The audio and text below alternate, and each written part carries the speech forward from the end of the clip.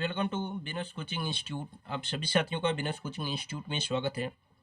साथियों, जैसा कि हमने आपको इससे पहले वीडियो बना के प्रतिरोधों का संयोजन, श्रेणी क्रम और समांतर क्रम संयोजन के बारे में बताया है।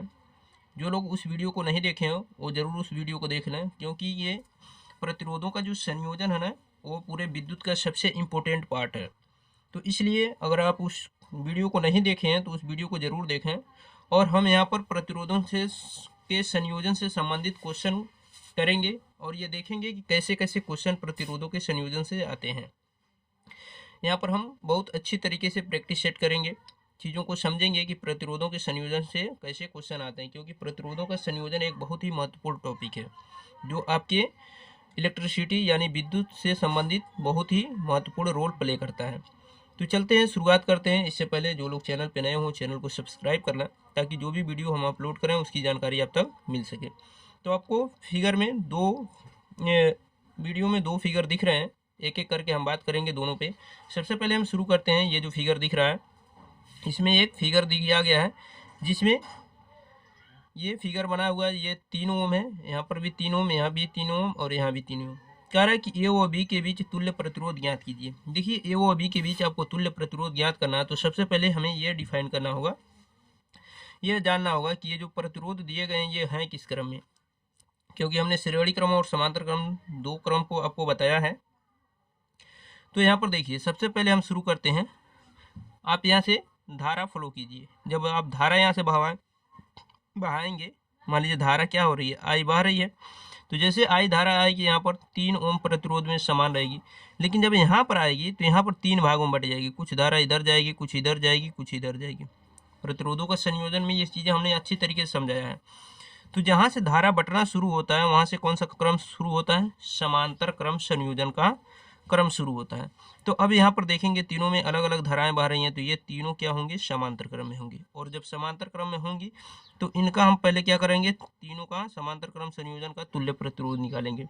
और इन तीनों का तुल्य प्रतिरोध निकालने के बाद क्या करेंगे? उसको इसके साथ श्रेणी क्रम में जोड़ेंगे, क्योंकि यहाँ से जब ये तीनों मिल जाएंगे तो धारा सेम हो जाएगी। और जब धारा सेम हो जाएगी तो सब में क्या होगा? धारा सेम बहने लगेगा।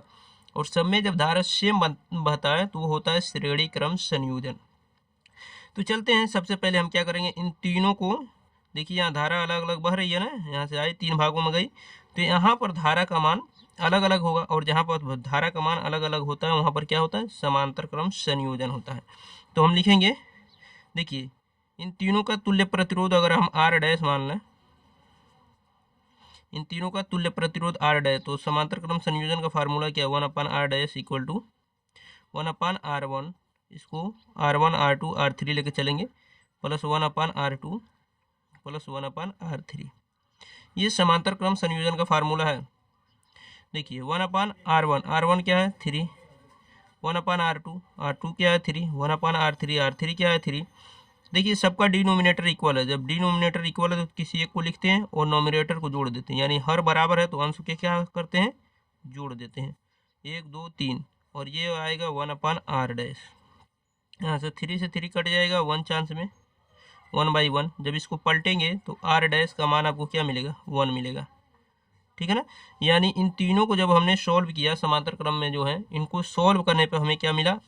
1 ओम मिला। अब देखिए, ये तीनों जब मिल जाएंगे तो फिर वही धारा बहने लगेगी सेम, जो आई यहाँ से प्रवाहित हुई है। और जब धारा सेम बहने लगती है तो फिर वो कौन सा संयोजन बन जाता है? श्रेणी क्रम संयोजन। तो इस पूरे परिपथ का अगर तुल्य प्रतिरोध आर हम मान लें तो आर बराबर क्या होगा? ये 3 ओम और प्लस इन सब का संयोजन से क्या आया? 1 ओम। इनको जोड़ देंगे, तो जब आप इनको जोड़ेंगे तो 3 और 1 4। तो पूरे परिपथ का जो तुल्य प्रतिरोध होगा, ए और बी के बीच जो तुल्य प्रतिरोध होगा वो कितना हो जाएगा? 4 ओम हो जाएगा। तो उम्मीद है कि ये चीज़ें आपको समझ में आ गई होंगी। ठीक है ना?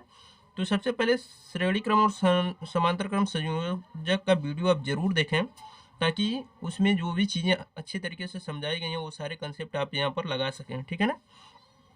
चलते हैं अगले क्वेश्चन की तरफ। अगला क्वेश्चन जो दिया गया है यहाँ पर, इसमें दिया गया है ये कि दिए गए चित्र में ज्ञात कीजिए, क्या क्या ज्ञात करना है? कि तुल्य प्रतिरोध ज्ञात करना है, यानी पूरे परिपथ का तुल्य प्रतिरोध ज्ञात करना है। परिपथ की धारा बतानी है, यानी इसमें जो धारा बह रही है वो कितनी बह रही है। और 3 ओम प्रतिरोध वाले चालक के सिरों का विभवांतर बताना है। ये 3 ओम है, तो इनके सिरों का विभवांतर बताना है। तो सबसे पहले देखिए ये प्लस है और ये माइनस है, धारा इधर से चलना शुरू होगी। जब इधर से चलना शुरू होगी तो देखिए धारा आई आएगी, यहाँ ऐसे बहते हुए आएगी। जब यहाँ आएगी तो ये दो भागों में बट जाएगी, कुछ धारा इधर जाएंगे कुछ इधर जाएंगे। तो जहाँ पर दो भागों में बटता है वहाँ से शुरू होता है समांतर क्रम संयोजन। तो ये क्या होंगे, समांतर क्रम में हो जाएंगे ये दोनों। तो यहाँ से पहले इन दोनों का तुल्य प्रतिरोध अगर हम आर डैश मान लें, इन दोनों का तुल्य प्रतिरोध आर डैश, तो हमने एक शार्ट तरीका बताया दो का समांतर क्रम के लिए फार्मूला, आर डैश इक्वल टू क्या होगा, R1 इंटू R2 अपान R1 प्लस R2, ये एक फार्मूला बताए गए हैं। तो R1 इसको मानेंगे, R2 इसको मानेंगे, यानी 2 गुणे 2 और नीचे 2 प्लस 2। अब जब सॉल्व करेंगे तो 2 गुणे 2 4 हो जाएगा, 2 प्लस 2 4, 4 से 4 कट जाएगा एक बार में, यानी आर डैश का जो मान आया आपको क्या मिला, वो 1 ओम मिल गया। ठीक है ना, 1 ओम मिल गया आर डैश का मान। अब देखिए ये दोनों मिल के क्या हुए, 1 ओम का प्रतिरोध बन गए। अब फिर वही सेम धारा, फिर वही धारा इसमें बहने लगेगी, यानी ये और इनका जो मान आया है 1 ओम, ये तीनों क्या हो जाएंगे, श्रेणी क्रम में हो जाएंगे। तो परिपथ का तुल्य प्रतिरोध अगर आर माना जाए तो आर किसके बराबर होगा, 1, ये 1 ओम और प्लस इन दोनों का भी वैल्यू 1 ओम आया है और प्लस उसके साथ ये 3 ओम। ठीक है ना, तो यहाँ पर क्या होगा, 3 और 1 4 और 1 5, तो 5 ओम जो होगा वो तुल्य प्रतिरोध होगा पूरे परिपथ का। ठीक है ना, एक बार फिर रिपीट कर रहे हैं, जब धारा यहाँ से बहाएंगे ना तो यहाँ पर धारा आएगा आई, यहाँ से आने के बाद यहाँ दो भागों में बट जाएगा। इनको दो भागों में जब बटेगा तो यहाँ से क्या करेंगे, इनका समांतर क्रम संयोजन में वैल्यू निकालेंगे, जो हमने निकाल के दिखाया 1 ओम आया। फिर जब ये दोनों जुट जाएंगे तो फिर वही सेम धारा सब में बहने लगेगी, यानी ये 3 ओम, इनका मान जो आया 1 ओम और ये 1 ओम, ये तीनों मिलके श्रेणी क्रम में हो जाएंगे। और श्रेणी क्रम में मान क्या होता है, फार्मूला क्या होता है, सबको जोड़ लेते हैं। तो 1 ओम ये, इन दोनों को सॉल्व करने पे 1 ओम आया और 3 ओम ये, तो सबको जोड़ेंगे तो आपको क्या मिलेगा, 5 ओम मिलेगा, जो पूरे परिपथ का तुल्य प्रतिरोध हो जाएगा। ठीक है ना, अब अगला जो क्वेश्चन है, ये तो पहले क्वेश्चन का आंसर था। ठीक है ना, पहले क्वेश्चन का आंसर। दूसरा परिपथ की धारा, देखिए परिपथ की धारा जो बताना है वो आपको हम बता दें कि परिपथ की धारा का जो फार्मूला होता है वो क्या होता है। परिपथ की धारा का जो फार्मूला होगा वो आप पढ़े हैं, I equal to V upon R. I equal to क्या होता है, वी अपान आर। यहाँ पर देखिए आई जो है वो आपको बताना है, वी का वैल्यू दिया गया है यहाँ पर, वी का वैल्यू यहाँ पर आपको हम बता दें 10 वोल्ट दिया गया है। देखिए यहाँ पर 10 वोल्ट है ना, वी का वैल्यू 10 वोल्ट, तो यहाँ पर उसी वी का वैल्यू का हम प्रयोग यहाँ पर कर लेंगे। तो 10 बटे आर का वैल्यू क्या है 5, 5 से इसको कैंसिल करेंगे 2 चांस में, यानी 2 एम्पियर। धारा क्या होगा 2 एम्पियर। ठीक है ना, ये धारा का मान आ गया 2 एम्पियर। अब ये पूछा गया है कि 3 ओम प्रतिरोध वाले चालक का विभवांतर। देखिए 3 ओम प्रतिरोध वाला चालक कहाँ पर है, यहाँ पर। ठीक है ना, इसका विभवांतर बताना है। तो देखिए जब धारा का मान यहाँ से आएगा दोनों में सेम बने लगेगा, तो इसमें विभवांतर क्या होगा।